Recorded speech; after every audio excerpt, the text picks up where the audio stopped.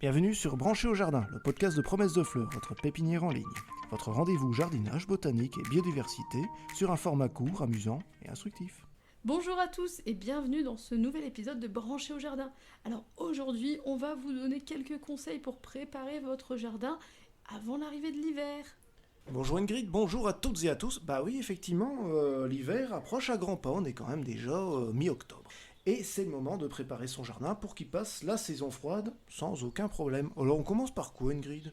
Eh bien, j'aurais dit par le gazon. Avec les chaleurs estivales, eh bien là, le gazon, il reprend un petit peu de vigueur avec les pluies automnales et les températures plus clémentes. Mais avant que le froid ne s'installe, eh bien, on va quand même lui mettre un petit coup de tondeuse. Oh, ça va faire plaisir à mon voisin qui semble avoir une passion irraisonnée pour la tondeuse. Alors, on va effectivement procéder à une dernière tonte, mais une tonte un petit peu plus haute que d'habitude, on va dire à 4 ou 5 cm d'auteur de coupe. Autre chose pour le gazon, je crois que c'est le seul endroit où je vais vous dire de le faire, on va ramasser les feuilles mortes. En effet, les feuilles mortes sur le gazon, ça risque tout simplement de le faire mourir à certains endroits s'il y a une trop grosse couche. Donc c'est le moment de les ratisser et de les amener ailleurs. Mais toi, les feuilles mortes, tu les broies ou tu préfères les ramasser ? Alors ça dépend du temps qu'il fait. Si le temps est sec, je vais plutôt les broyer avec la tondeuse, sans hésitation.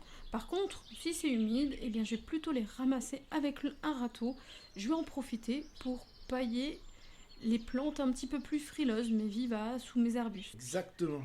Alors ça, moi des feuilles mortes j'en fous absolument partout, c'est-à-dire sur les planches potagères, dans les massifs, des choses comme ça. Soit effectivement je vais les ramasser aux endroits où ils sont pas censés être, genre les pavés, pour aller les mettre à ces endroits-là. Soit j'attends tout bêtement que les feuilles mortes tombent des arbres et protègent donc le sol en dessous. Cette couche de feuilles mortes va justement former une sorte de barrière qui va réduire un peu l'effet négatif de ce qu'on appelle la battance des pluies et surtout l'effet du froid.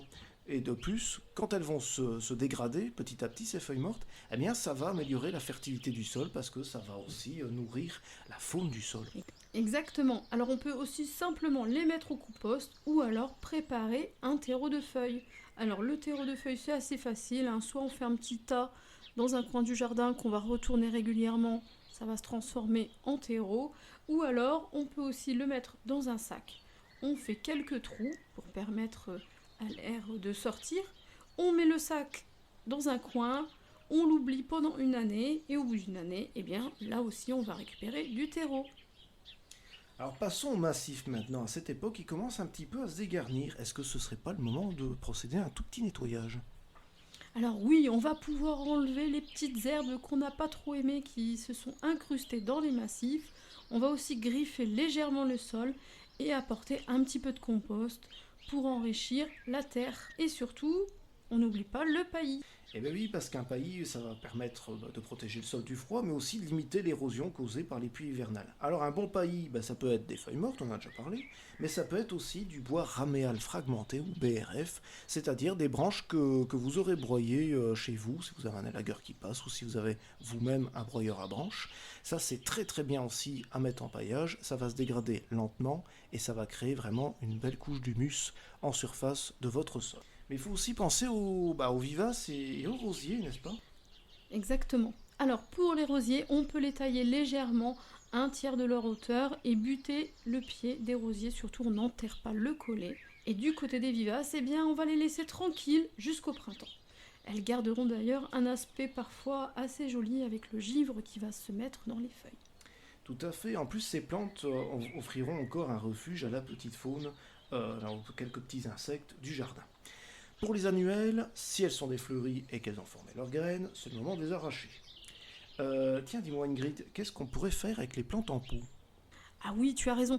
Alors les plantes en pot, elles sont plus sensibles que les plantes en pleine terre, ça c'est normal. Pour les plus frileuses, si vous pouvez les rentrer à l'abri du gel, c'est l'idéal.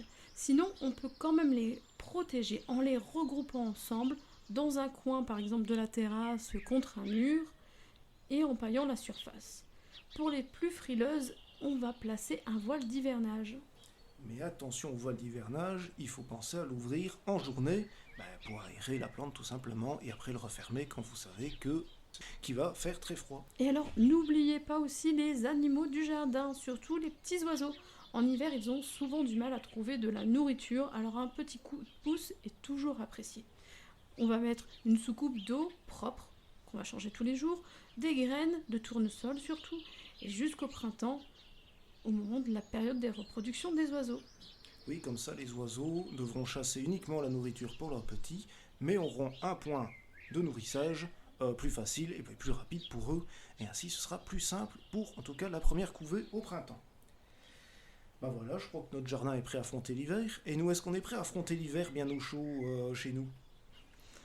Alors, on va se mettre bien au chaud, c'est super aussi l'hiver parce que ça permet de se reposer, de planifier les futures plantations qu'on va faire au jardin, les futurs aménagements.